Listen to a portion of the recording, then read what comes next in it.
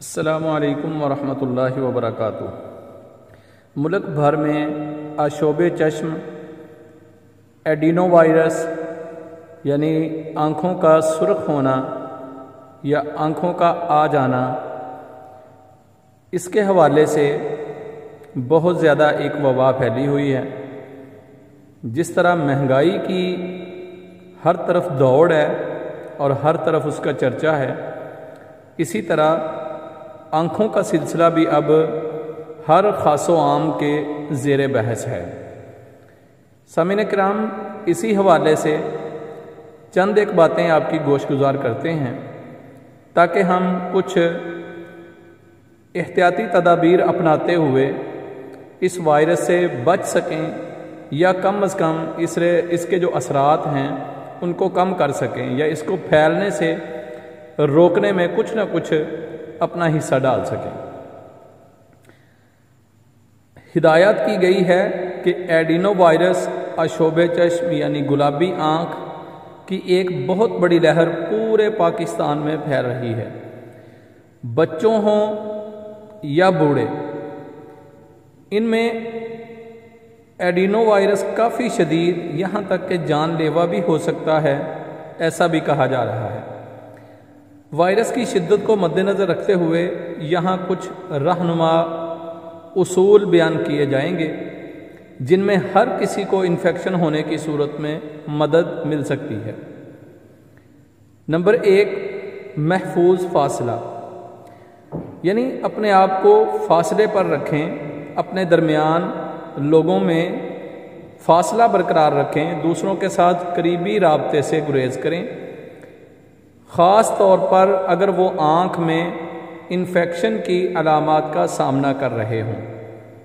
آنکھوں کو چھونا، آنکھوں کو چھونے کے متعلق یا آنکھوں کو رگڑنے کے متعلق یہ بات زیر غور رہے کہ یہ ہمارے لیے نقصان دہ ہے۔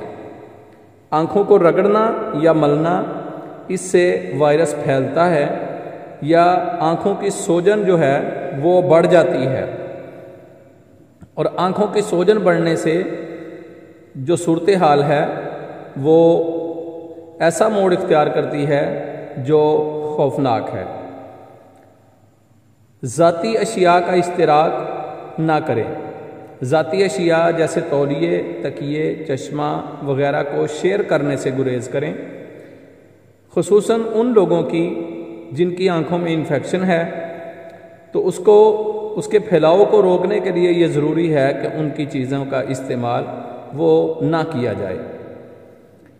اچھی حفظان صحت کی مشق کریں، ہاتھوں کو صابن اور پانی سے کم از کم 20 سیکنڈ تک بار بار دھوئیں، اور کوشش کریں کہ 2 سے 3 دفعہ تازہ پانی کے ساتھ آنکھوں کو صاف کر لیں۔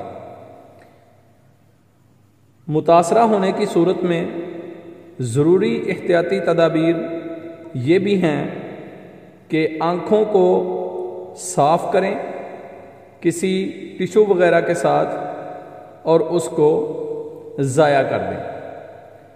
آنکھوں کو خراب ہونے کی صورت میں آنکھوں کے اندر سے رطوبت نکلتی ہے، اس سے خوفزدہ نہیں ہوں، بلکہ ڈاکٹر سے رجوع کر کے کوئی بھی میڈیسن اس کے لیے استعمال کریں، تو انشاءاللہ اس وائرس سے ہم بہت زیادہ نہیں تو کم از کم کچھ نہ کچھ محفوظ ضرور رہ سکتے ہیں۔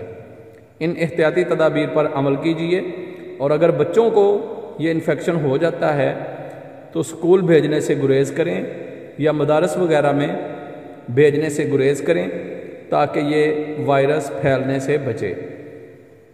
والسلام ورحمۃ اللہ وبرکاتہ۔